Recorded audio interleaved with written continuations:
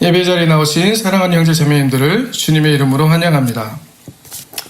거울아 거울아, 어디서 많이 들어본 말씀이죠? 네, 오늘 설교 말씀 제목입니다. 무슨 소리입니까? 거울을 보는 소리입니다. 우리는 살아가면서 거울이라는 것을 많이 봅니다. 아침에 일어나서 세수하고 그리고 시간 날 때마다 종종 자신의 모습을 비춰보죠. 거울을 보는 가장 중요한 이유가 무엇일까요? 나의 아름다움을 확인하기 위해서? 아니면 나의 뒤에 있는 사람이 누구인가 보기 위해서? 물론 신데렐라의 동화에 보면, 신데렐라가 아니고 백설공주죠. 네, 백설공주의 동화에 보면 거울아 거울아, 이 세상에서 누가 제일 예쁘지? 라고 물으면서 자신의 아름다움이 최고라는 것을 확인하고 싶어 했던 한 왕비의 모습 또한 가끔은 우리가 거울을 보는 이유이기도 할 것입니다. 하지만 우리가 거울을 보는 가장 중요한 이유는 바로 내 얼굴에 뭔가 잘못된 게 묻어 있는지, 헤어스타일은 괜찮은지, 아니면 우리 자매님들은 화장이 올바로 됐는지, 지워져 있는지를 보기 위해 보는 것일 것입니다. 그렇습니다. 다른 사람이 내 모습을 보고 거기 좀 이상한데? 라고 말하기 전에 내가 스스로 거울을 통해 나를 고치고 수정하는 것이지요. 물론 최종 목표는 나의 아름다운 모습을, 온전한 모습을 확인하기 위한 것일 겁니다. 오늘은 이 거울이 가지고 있는 기능이 어떻게, 어디에 우리의 신앙과 연결되어질 수 있는지를 살펴보며 내 삶에 어떤 의미를 주는지를 성령의 조명하심을 통해 살펴보아서 하나님의 은혜를 깨닫고 체험하는 저와 여러분이 되는 시간이 되시기를 소망합니다. 이런 일상에서 사용하는 거울처럼 우리 인간 존재의 내면의 깊은 곳의 실체를 그대로 비춰주는 신비한 거울이 또 하나 있습니다. 우리는 그 신비한 우리의 존재의 실체를 비춰주는 거울을 통해서만 우리가 그렇게 찾는 일생의 참 행복과 복들, 그리고 해방과 구원이라는 엄청난 하나님의 보석과 같은 선물들을 발견할 수 있습니다. 이 신비의 거울이 내 삶의 진정한 의미를 발견하게 하고 이 의미를 통해 내 존재가 변하였음을, 그리고 내 삶이 변하였음을 고백할 수 있게 합니다. 그리고 우리에게 참된 행복을 선물합니다. 그것은 무엇입니까? 바로 하나님의 말씀으로 우리에게 계시하신 성경입니다. 이것은 또한 말씀으로 오신 그리스도 예수이십니다. 그리고 태초의 말씀으로 계신 하나님 자신입니다. 우리 디모데후서 3장 15절 말씀을 같이 한번 찾아보도록 하겠습니다. 디모데후서 3장 15절 같이 읽겠습니다.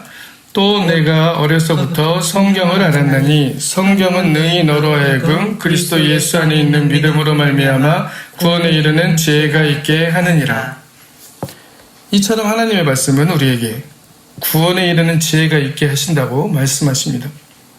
먼저 우리는 구원이라는 언어가 우리에게 얼마나 깊은 의미로 다가오는지 우리 스스로를 한번 돌아보아야 할 것입니다. 정말 매일의 삶에서 이 구원이라는 것이 나에게 그렇게 깊은 의미로 다가옵니까? 감격과 감사로 다가옵니까?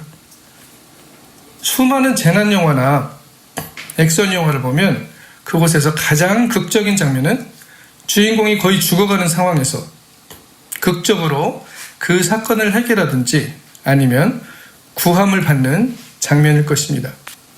우리는 그 하이라이트의 장면을 보면서 그 영화에 같이 몰입하게 되고 그렇게 구조된 것에 안도하고 감사하게 되며 기쁨을 느끼게 됩니다.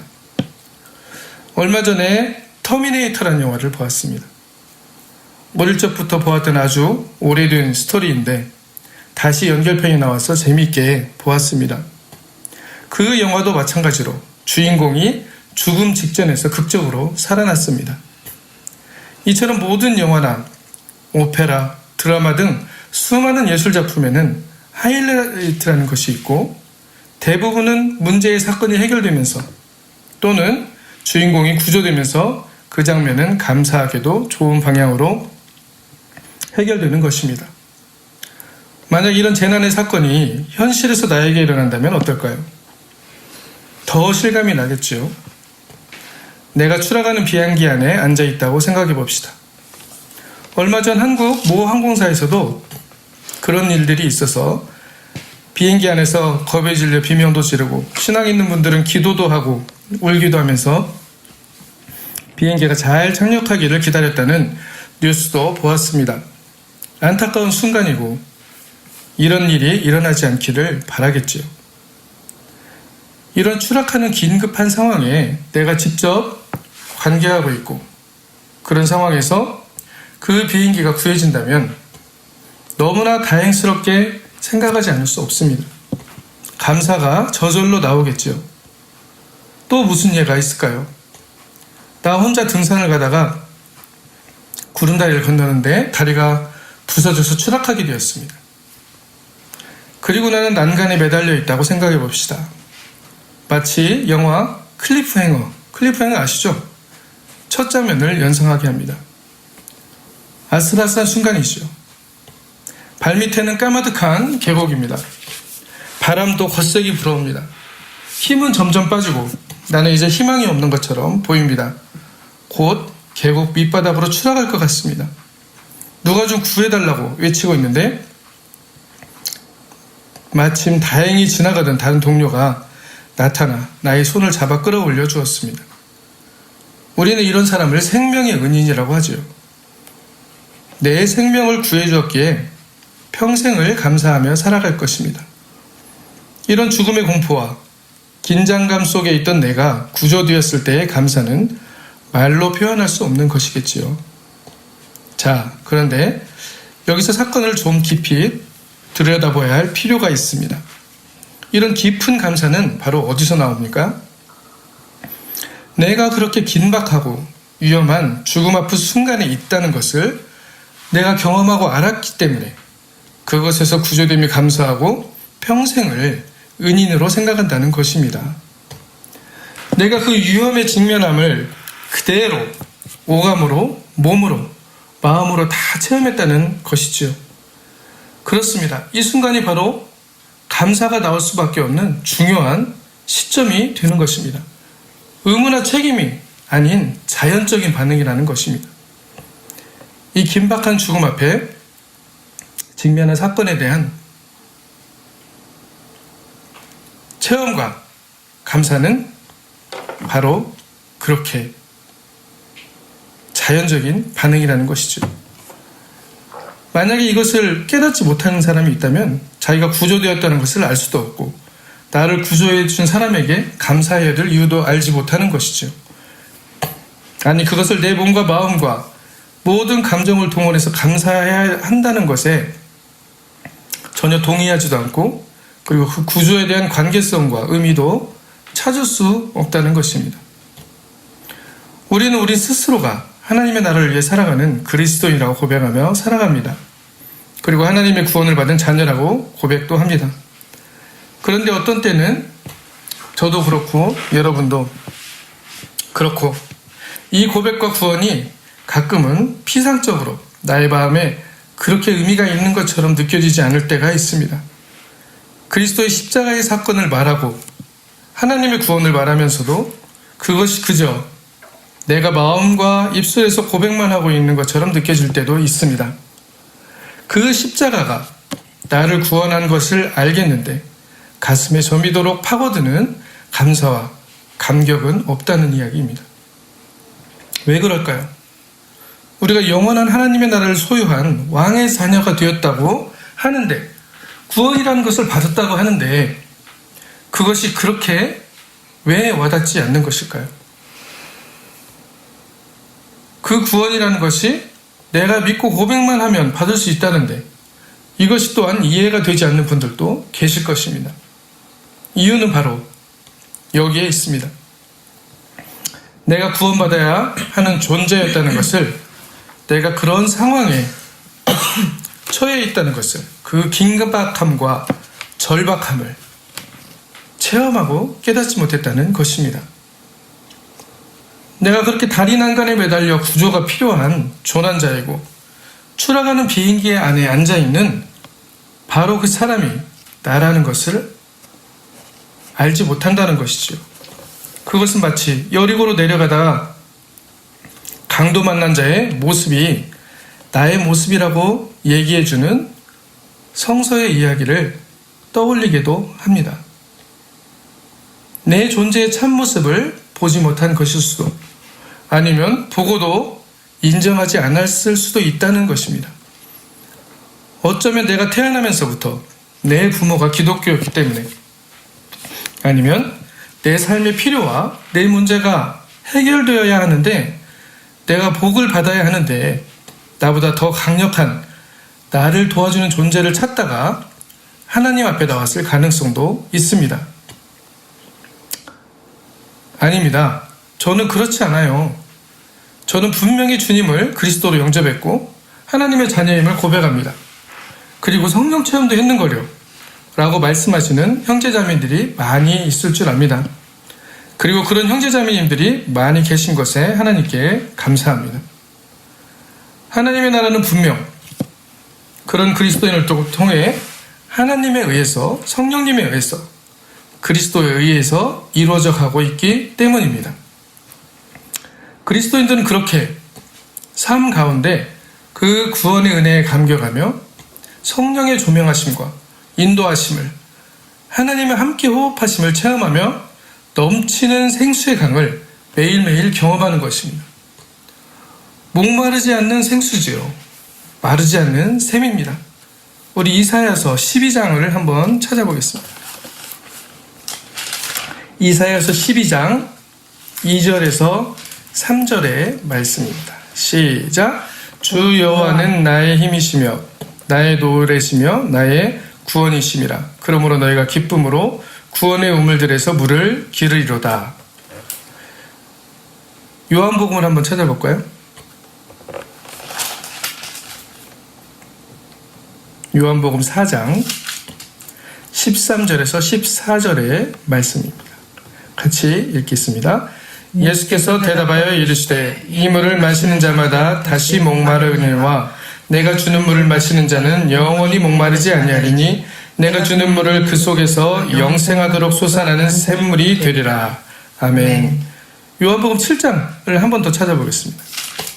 7장 38절에서 39절 시작. 나를 믿는 자는 성경의 이름과 같이 그 배에서 생수의 강이 흘러나오리라 하시니 이는 그를 믿는 자들이 받을 성령을 가리켜 말씀하신 것이라. 아멘. 이러한 삶이 바로 그리스도인들의 삶이요 하나님의 구원받은 자녀들의 삶이라고 성서는 증언하고 예수님은 말씀하고 계십니다. 구원의 우물에서 나오는 마르지 않는 생명수, 우리의 삶을 매일매일 적셔주고 우리의 목마름을 채워주는 이런 은혜의 강물을 주신 것입니다. 저 또한 그렇게 매일매일 간구하는 것이고 평생에 그런 삶을 살게 해달라고 하나님께 기도했습니다. 그리고 구원의 은혜를 받았다고 하면서도 어느 순간이 지나면 다시 말라가는 내 삶을 보면서 왜 그런 마르지 않는 생수가 내 삶에 없을까라고 고민한 적도 참 많았습니다. 이렇게 하나님과 함께 걸어갈 수 있는 능력의 원천에는 바로 앞에서 말씀드린 절박한 상황에서 구원받음의 은혜에 대한 감격과 기쁨과 감사, 그리고 찬송이 있습니다. 그 안에서 성령의 임재와 함께 호흡하심, 하나님의 손길을 보고 체험하고 느끼는 것입니다. 이것이 하나님의 영에 붙들린 사람들이고 하나님의 지혜가 함께하는 사람들입니다. 우리가 많이 들었던 얘기죠? 그렇습니다. 그런데 이 체험을 위해서는, 이 구원의 은혜에 감사하고 넘치는 기쁨을 경험하기 위해서는 바로 하나의 전제가 필요합니다. 그것은 앞에 말씀드린 대로 이 구원이 나와 무슨 관계가 있냐는 것입니다. 하나님이, 그리스도가 성령님의 지혜라는 것이, 그리고 하나님의 구원이 도대체 나와 무슨 관계가 있냐는 것입니다. 이것은 알에 대한 질문이 아닙니다. 내가 그것을 안다고 깨달았다고 되는 것이 아닌 내 삶에 무슨 의미냐는 것에 대한 물음입니다. 바꿔 말하면 내가 왜 하나님을 신뢰해야 하지? 라는 본질적인 질문을 던지게 되는 것입니다. 여러분들은 하나님을 왜 믿습니까? 왜 예배의 자리에 나오십니까? 그렇죠. 하나님이 나를 구원해 주시니까요 라고 대답하실 것입니다. 하나님의 구원이 그렇게 나에게 값지고 보석과 같고 감격의 은혜의 의미로 다가오십니까? 그렇다면 감사할 일입니다. 이렇게 하나님의 구원을 감격하고 감사할 수 있는 의미를 내 삶에서 발견하는 것은 말씀의 신비한 거울 앞에서 나를 비춰보는 것에서부터 시작합니다. 이때 바로 그런 신비한 구원의 은혜의 강물에 우리는 빠져들어가게 되는 것입니다. 우리는 말씀의 거울 앞에 비춰진 내 모습에 만족하는 것이 아닌 그렇게 철저하게 발가벗겨진 내 모습을 보면서 놀라게 됩니다. 아니, 경악하게 됩니다. 충격을 받는 것이죠. 저 끝없는 계곡으로 추락하기 직전의 나를 발견하는 것입니다. 긴박한 순간입니다. 바로 절망의 순간입니다. 말씀이라는 신비한 거울 앞에서, 말씀이신 그리스도 앞에서 나라는 존재를 발견한 사람들의 반응은 항상 똑같았습니다. 우리 누가복음을 한번 찾아보겠습니다. 누가복음 5장 8절 이 말씀을 같이 읽어보도록 하겠습니다. 5장 8절 시작. 시몬 베드로가 이를 보고 예수의 무릎 아래 엎드려 이르되 주여 나를 떠나소서 나는 죄인이로소이다 하니. 누가복음 18장 13절 같이 한번 읽어보겠습니다. 누가복음 18장 13절 말씀입니다. 시작. 세리는 멀리 서서 감히 눈을 들어 하늘을 쳐다보지도 못하고 다만 가슴을 치며 이르되 하나님이여 불쌍히 여기소서 나는 죄인으로소이다 하였느니라. 그렇습니다. 여기서 사용된 그 마지막 구절에 사용되는 죄인이라는 단어는 하마스톨로스입니다. 헬라어로 하마스톨로스는 죄인이라는 뜻이기도 하지만 죄로 가득 찬이라는 의미도 가지고 있습니다. 말씀의 신비한 거울은 이렇게 죄로 가득 찬 우리 인간 본질의 참 모습을 보게 해주는 신비한 능력을 가지고 있습니다. 이 거울을 통해서 우리의 모습을 볼 때만이 우리는 내가 어떤 모습을 하고 있고 내 상황이 얼마나 위급한지를 알게 된다는 것입니다. 구원의 절박함을 인식하는 순간이요, 구원자이신 하나님께로 향할 수밖에 없는 외통수에 처해 있음을 성령의 조명하심으로 우리가 깨닫게 하신다는 것입니다. 오직 희망은 하나님의 구원밖에 없고 나의 도움이 하나님으로부터 오는 것을 깨닫는 순간입니다. 이것이 바로 정죄의 순간이 아닌 은혜의 순간이고 구원으로 가는 가장 첫 단계임을 성서는 증언하고 예수 그리스도는 말씀하고 계십니다. 그리고 아버지께로 나가는 그 길이 바로 그리스도 자신이라고 증거하시는 것입니다. 예수라는 히브리어 이름처럼 그리스도의 뜻처럼 하나님은 구원이시다 라고 외치고 계시는 것입니다. 아니 왜 그렇게 죄 하십니까? 죄는 이미 구원받고 해결되었다는데 죄 얘기는 좀 그만하시고 좀 더 좋은 말씀 하시는 게 어떻겠습니까? 라고 반문하시는 분도 계실 것입니다. 내가 죄인이라는 말은 참 인정하고 듣고 싶지도 않은 게 우리의 모습입니다. 어쩌면 우리는 내가 죄인이라고 고백하는 듯 하지만 내 본질의 참 모습을 보고 경악하지 않고 또 경악하고 싶지도 않을 수 있습니다. 내가 스스로 기도하고 내가 열심히 하나님을 찾으면 그것이 가능할 것이라고 생각하는 것이죠. 이렇게 지식으로 아는 알을 가지고 내가 죄인임을 고백하는 경우도 많이 있습니다. 에레미야서 2장을 우리 같이 찾아보도록 하겠습니다. 에레미야서 2장 3절의 말씀입니다. 이사야 다음에 있습니다. 에레미야서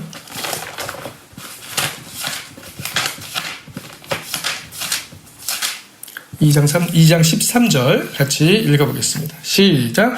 내 백성이 두 가지 악을 행하였나니 곧 그들이 생수의 근원이 되는 나를 버린 것과 스스로 웅덩이를 판 것인데 그것은 그 물을 가두지 못할 터진 웅덩이들이니라. 생수의 근원이신 하나님을 버린 것. 하나님이 생수의 근원이라는 말씀이시죠. 그죠? 그리고 그 웅덩이를 어떻게 팠어요? 스스로 자기들이 그 물을 가두려고 스스로 팠다는 것입니다. 스스로 자기들이 생수를 얻을 수 있다라고 생각하는 것이죠. 이러한 것들이 우리의 신앙 안에 들어있다라고 예레미야는 고발하고 있는 것입니다.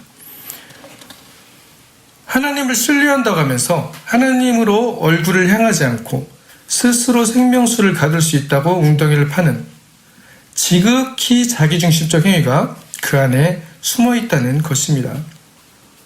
에스겔서 8장 16절의 말씀 찾아보겠습니다. 에스겔서 8장 16절의 말씀을 보겠습니다.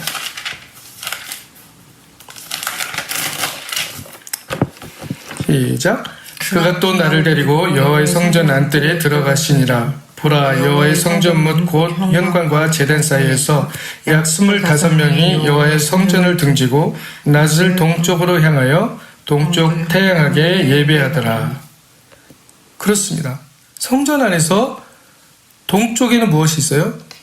현관과 제단 사이에 번제단이 있어요. 하나님의 지성소로 들어가기 전에 죄를 씻는 번제단이 있는데 그 번제단을 향해서 하나님의 지성소를 향하여 들어가려는 것이 아니고 그 제단을 등지고 동쪽의 태양을 향해서 경배하고 있다는 것입니다. 인간 스스로 자기가 거룩해지기 위하여 찾아가고 있는 우상을 얘기하고 있는 것이죠.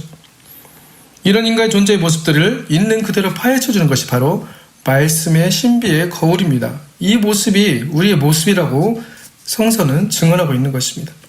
그렇게 우리는 말씀을 통해서 내 스스로 생명수를 가둘 웅덩이를 파고 있는 내 존재의 참모습을 매 순간 보아야 합니다. 그리고 매 순간 경악해야 합니다. 그것이 바로 구원의 시작점이 되기 때문이고 우리의 본질의 전환점이 되기 때문입니다. 아니라고 부정할 수도 있어요. 아니라고 저는 아니에요. 하지만 성서는 분명히 얘기합니다. 이게 우리의 모습이다. 인정하고 가자는 얘기죠. 거기서부터 시작하지 않으면 하나님의 참 구원의 은혜를 체험할 수 없다라고 얘기하고 있는 것입니다. 그 이전의 사람은 그저 지혜의 눈이 뜨여진 것 같지만 실상은 가려진 소경처럼 자신의 노력으로 따먹은 선악과의 지혜로 하나님과 같이 되려고 힘쓰고 애쓰는 존재이고 하나님의 자리에서 다른 형제 자매를 판단하고 정죄하는 사람인 것입니다. 그렇게 내 존재에 대한 경악 위에 그 놀람 위에 다른 동기에 의한 하나님께로의 움직임들, 예배, 기도, 헌신, 찬양, 수많은 하나님의 영광을 위하라는 우리의 행위들은 하나님 앞에서 의미 없음으로 간주되어진다는 것입니다. 사도 바울 또한 이와 같이 고백합니다. 로마서 7장 24절 우리 찾아보도록 하겠습니다. 로마서 7장 24절 21절부터 24절까지 같이 읽겠습니다. 시작. 그러므로 내가 한 법을 깨달았노니 곧 선을 행하기 원하는 나에게 악이 함께 있는 것이로다. 내 속사람으로는 하나님의 법을 즐거워하되 내 지체 속에서 한 다른 법이 내 마음의 법과 싸워 내 지체 속에 있는 죄의 법으로 나를 사로잡아 오는 것을 보는도다. 오호라, 나는 곤고한 사람이로다. 이 사망의 몸에서 누가 나를 건져내랴. 우리 주 예수 그리스도로 말미암아 하나님께 감사하리로다. 그런즉 내 자신이 마음으로는 하나님의 법을, 육신으로는 죄의 법을 섬기노라. 오호라, 나는 곤고한 사람이로다.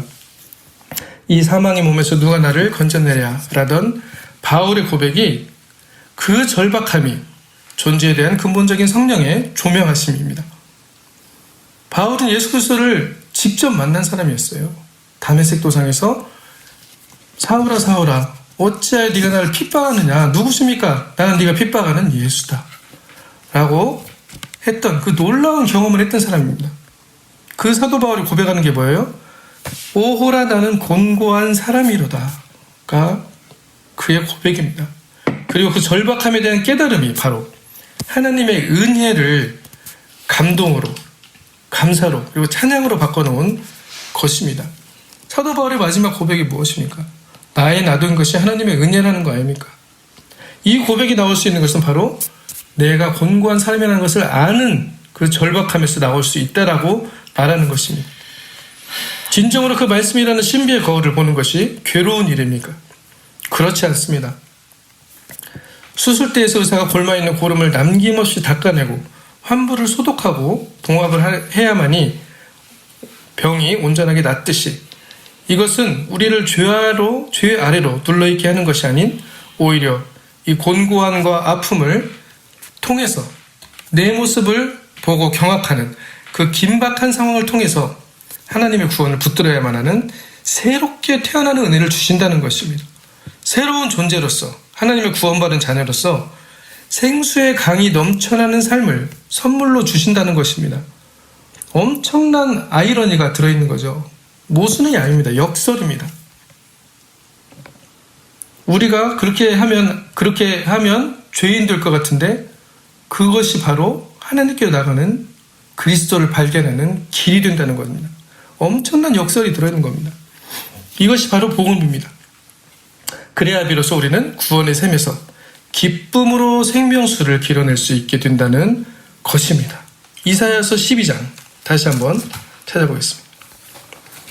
이사야서 12장 2절에서 3절 다시 한번 읽겠습니다. 시작. 주 여호와는 나의 힘이시며 12장 2절 네.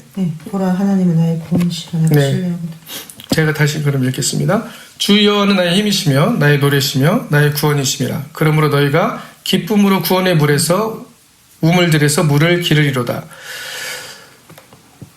목마르지 않는 샘물이 내 삶에 넘쳐나고 하나님의 지혜가 나를 감싸고 하나님의 영에 감동된 사람이 되는 것입니다. 이 존재가 바로 하나님의 나라의 자녀이고 그리스도인 것입니다. 구원의 우물들에서 물을 깃는 사람들, 기쁨으로 구원의 우물들에서, 구원의 우물이 뭡니까? 하나님이시잖아요. 그죠? 하나님이 나의 구원이시다. 하나님이 나의 힘이시다. 하나님이 나의 노래시다. 이것을 깨달아 아는 것이 바로 내 존재가 어떤 존재라는 것을 알았을 때, 그것을 밝히 보았을 때, 말씀의 신비의 거울 앞에서 내 참모습을 보았을 때만이 하나님은 힘이시고 나의 노래시고 나의 구원이시라는 고백을 할 수 있다라는 얘기입니다. 그리고 너희가 기쁨으로 구원의 우물들에서 물을 기르리로다 라고 말씀하고 있는 것입니다. 이 말씀의 거울에 비춰진 내 모습을 발견하고 가슴을 치며 하늘을 보지도 못하고 내가 죽어가고 있음을 깨닫는 죄의 고백과 회개는 우리를 하나님의 자녀가 되는 권세를 허락하시고 그리스도인으로 거듭나게 하십니다. 하나님의 지혜가, 하나님의 성령이 우리 안에서 같이 호흡하고 계심을 알고 체험하게 됩니다. 그리스도의 십자가의 사건이 갑자기 나의 삶에서 매 순간 일어나는 대속의 사건으로 다가오게 되는 것입니다. 어디를 가든지 어느 상황에 있든지 하나님의 나라가 바로 그곳에 있는 것입니다. 내가 숨쉬고 호흡할 때 하나님이 우리에게 후 하고 생기를 부어넣으신 그 생명이 된 네페시가 된 것을 느낍니다. 그리고 그리스도인됨을 우리는 자랑하지 않을 수 없다는 것입니다. 여기에 참된 삶의 의미와 인생의 행복이 있기 때문에 이것을 얘기하지 않을 수 없다는 것이죠. 이것은 또한 자기 부인의 시작이고 내 십자가를 짊어짐의 시작이며 그리스도로 옷 입음의 시작인 것입니다. 왜 자기 부인의 시작일까요? 그 모습을 보면서 내 중심적으로 내가 파고 있던 그 우물물들을 생명의 물로 내가 가득 채우려고 내가 노력했던 그 나의 웅덩이를 버린다는 얘기를 하는 것입니다. 그것이 바로 자기 부인이고 내 십자가를 진다는 얘기죠. 내가 그렇게 죄인이라는 것을 알고 최고의 형이었던 그 십자가를 그리스도와 같이 진다는 것입니다. 이 찬송과 감격의 근원은 바로 나를 구원으로 인도하신 하나님께 있다는 것입니다. 내 힘과 의지와 노력이 아니라는 것을 존재 깊은 곳에서 고백하고 체험합니다. 내가 예배를 드리는 것이 아니고 하나님이 나를 위해 예배 자리를 베풀어 주셨음을 알고 예배자로서 예배 자리에 나아간다는 것을 깨닫는 것입니다. 나의 기도는 이제 나의 삶의 문제 해결을 구하는 기도가 아닌 하나님의 자녀로서 하나님의 나라가 이루어지길 구하는 기도로 바뀌어지게 됩니다. 내가 목표로 하는 것이 더 이상 복이 아니고 성공이 아니며 다른 사람에게 부러움을 사는 것이 아니기 때문입니다. 지위의 높음도 아니고 누구를 아는 것도 아닙니다. 그저 나를 위해 베푸신 구원의 은혜에 감격하고 감사하며 하나님의 영에 감동되어 살아가는 삶입니다. 하나님이 그렇게 매 순간 매 호흡에 나의 몸에 나의 삶에 나의 영에 통전적으로 함께하고 계심을 보게 됩니다. 우리는 그렇게 말씀의 신비의 거울 앞에서 내 존재의 참모습을 보여주기를 하나님께 간구를 해야 된다는 것입니다. 먼저 이 모습을 보여주세요라고 간구해야 된다는 것이에요. 이것이 없이는 우리가 그리스도를 발견할 수가 없습니다. 하나님의 구원을 정말 감격으로 기쁨으로 받을 수가 없다는 얘기예요. 내 존재의 모습에 대한 경악에서부터 소스라침에서부터 이 충격에서부터 시작하는 것이 바로 참된 회개입니다. 이런 회개가 없는 그리스도의 고백은 하나님의 구원에 대한 고백은 그저 내가 지식으로 아는 것에 대한 내가 알므로 아는 것에 대한 고백일 수밖에 없습니다. 그러한 내 존재의 모습을 보지 못한 회개는 거짓 회개라고 말하는 것입니다. 디트리히 보니퍼 목사님 또한 그리스도 공동체 안에 이런 거짓 회개의 모습들이 존재하고 있음을 고발하고 있습니다. 본헤퍼 목사님은 성도의 공동생활이라는 책에서 그러한 내 존재의 모습을 말씀에 비춰 경악하지 못한 회개를 정신적인 회개, 그리고 그러한 공동체를 정신적인 공동체들, 그리고 그러한 사랑을 베푸는 것을 정신적인 사랑이라고 말하고 있습니다. 이것은 회개가 성령에 의해서가 아니라 인간의 정신에 의해서 야기되었다는 것입니다. 인간의 알매에 의해서, 인간의 지식에 의해서 그것을 그대로 고백한다는 말이죠. 내 자신에 대한, 내 존재에 대한 충격적인 만남이 없다는 것입니다. 이 경고를 우리는 심각하게 받아들여야 됩니다. 그리고 이 심각한 경고를 가장 먼저 나에게 적용해 봐야 합니다. 내가 진정으로 매일의 삶에서 말씀의 신비의 거울 앞에 서 있는가? 그리고 그 거울 앞에서 나는 경악하고 있는가 말입니다. 성령님께서 그걸 조명해 주시냐는 것이죠. 안 조명해 주시면 조명해 달라고 간구해야 됩니다. 그것이 보이지 않는다면 우리는 가슴을 치며 통곡해야 되는 거예요. 그것이 없이 어떻게 우리가 하나님의 구원을 감격할 수가 있습니까? 그 가슴에 깊은 깨달음이 없이 어떻게 하나님의 구원이 나에게 기쁨으로 다가올 수가 있습니까? 그 경악이 바로 바울의 곤고함이고 그 곤고함이 내 존재에 채워진 현실을 깨닫는 시작이라는 것입니다. 긴박성과 희망 없음을 깨닫게 한다는 것이고 내가 다리 난간에 매달려 있는 그런 위험한 존재라는 것을 보여주는, 우리를 살리는 거울이라는 것입니다.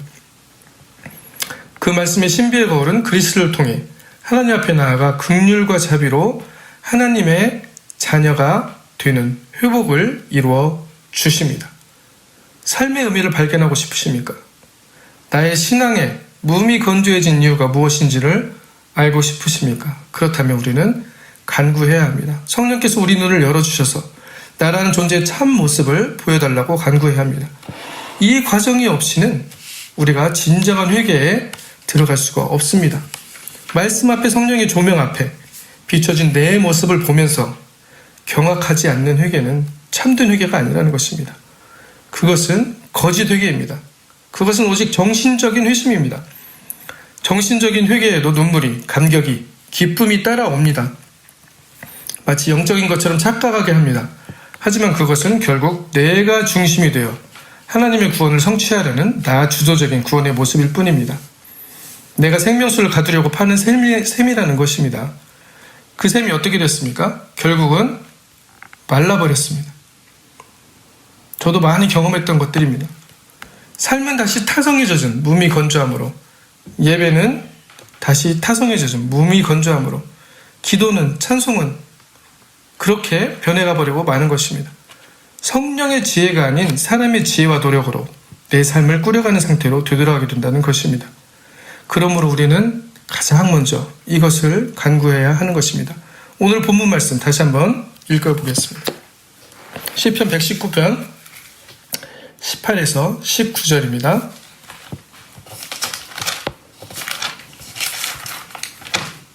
시편 119편 18에서 19절 시작. 내 눈을 열어서 주의 율법에서 놀라운 것을 보게 하소서. 나는 땅에서 나그네가 되었사오니 주의 계명들을 내게 숨기지 마소서. 이 간구가 필요합니다. 우리의 눈을 열어달라는 간구입니다. 내 모습을 보여달라는 간구이죠. 주의 율법에서 놀라운 것을 보게 하소서. 내 눈을 열어서.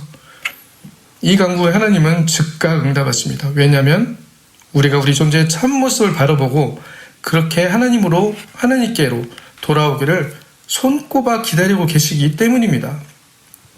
그리스도를 보내셔서 십자가에서 이미 우리의 죄의 문제들을 다 해결해 놓으시고 우리가 하나님의 얼굴을 구하고 진정한 회개를 통해 돌아오기를 기다리시는 탕자의 아버지이신 것입니다. 노하기를 더디하시고 긍휼과 자비로 자신의 공의의 뜻을 돌이키시는 사랑의 아이콘, 바로 하나님이십니다. 이 세상이 다 구원받기를 기다리시는 하나님이십니다. 에스겔서 18장 23절에 보면 주 여호와의 말씀이니라. 내가 어찌 악인이 죽는 것을 조금이들 기뻐하랴. 그가 돌이켜 그 길에서 떠나 사는 것을 어찌 기뻐하지 아니하겠느냐라고 말씀하고 계십니다. 모든 사람이 구원의 길에 들어서기를 원하신다는 것이죠. 그렇게 기다리고 계신다는 것입니다. 왜 우리는 말씀을 의지해야 됩니까? 그리스도를 의지해야 합니까? 하나님을 의지해야 합니까? 그 말씀이 바로 가장 먼저 내 존재의 참 모습을 비춰주는 신비의 거울이기 때문입니다. 이 말씀이 나를 정죄하고 죽이는 것 같으나 아프게 하는 것 같으나 그것은 나를 살리는 생명의 말씀인 것입니다.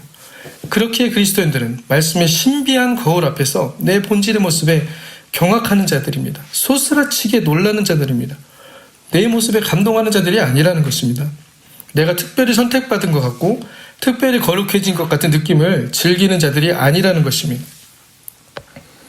이거는 그 이후에 나오는 모습들이겠죠. 이처럼 나의 존재의 참모습을 보여주는 말씀의 거울은 하나님의 은혜의 신비를 담고 있습니다. 성서의 이야기들이 모두 나의 이야기로 다가옵니다. 말씀의 거울 앞에서 다른 일을 생각하고 다른 일을 정죄하는 것은 더 이상 아닙니다. 성령님은 그 말씀의 신비의 거울 앞에서 우리 자신을 경악하게 하시고 회개하게 하십니다. 그를 통해 하나님의 섭리 안에서 기이한 일들을 우리 삶에서 행하시고 우리를 놀라게 하시고 복의 근원이신 하나님의 나라의 잔치에 동참하게 하여 주십니다. 거울아 거울아 매일매일 불러보십시오. 누가 제일 아름답니?가 아니라 내 참모습이 어떻니? 라고 부르며 매일매일 그 거울을 사모하십시오. 이렇게 우리는 이 말씀의 신비의 거울 앞에 매일매일 우리를 비춰야 합니다. 내 존재의 참모습이 더 확실하게 드러날수록 하나님의 구원의 은혜는 내 삶에서 더욱더 커다란 감격의 빛을 발할 것입니다. 이를 위해서 우리는 가장 먼저 항상 성령의 조명하심을 간구해야 합니다. 매일매일 되어져야 된다는 것이죠. 우리의 눈이 뜨여지기를 간구해야 합니다. 그리고 두렵고 떨림으로 우리의 구원을 이루어가야 합니다. 빌립보서 2장 9절에서 12절을 우리 찾아보시겠습니다. 빌립보서 2장 9절에서 12절 시작. 이름으로 하나님이 지극히 높여 모든 이름에 뛰어난 이름을 주사 하늘에 있는 자들과 땅에 있는 자들과 땅 아래 있는 자들로 모든 무릎을 예수의 이름에 꿇게 하시고 모든 입으로 예수 그리스도를 주라 시인하여 하나님 아버지께 영광을 돌리게 하셨느니라. 그러므로 나의 사랑하는 자들아 너희가 나 있을 뿐 아니라 더욱 지금 나 없을 때에도 항상 복종하여 두렵고 떨림으로 너희 구원을 이루라. 여기까지 읽겠습니다. 너희 구원을 이루라. 어떻게 해요? 두렵고 떨림으로. 구원은 한 번에 이루어진 것이 아니라는 것을 얘기하고 있습니다. 우리가 한 번에 그리스도 안에서 십자가의 은혜로 말미암아 구원을 받은 것 또한 맞습니다.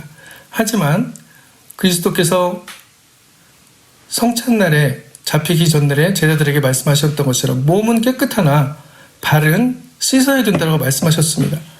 두렵고 떨림으로 너희를 구원을 이루라는 말씀 또한 이러한 말씀입니다. 우리가 말씀의 신비의 거울 앞에 우리를 비춰보면서 매일매일 두렵고 떨림으로 우리의 구원을 이뤄가야 되고 그 두려움이 내 자신의 본질을 제대로 봤을 때 성령의 조명하심을 통해서 기쁨과 감격과 감사로 변해진다는 것입니다. 절박한 상황에서 건져 올림에 대한 그 놀라운 감사가 매일매일 우리 삶에 있을 수 있다는 것을 얘기하는 것입니다. 생수의 강이 매일매일 넘쳐난다는 것을 얘기하는 것이죠. 마르지 않는 샘, 마르지 않는 물, 예수님이 수가성의 여인에게 얘기했던 그 진리가 우리의 삶에서 매일매일 나타난다는 것을 말하고 있습니다. 이러한 하나님으로부터 오는 구원의 기쁨과 감격이 넘치고 마르지 않는 생명수를 매일매일 경험하며 하나님의 자녀의 삶을 살아가는 저와 여러분이 되시기를 주님의 이름으로 축복합니다. 아멘.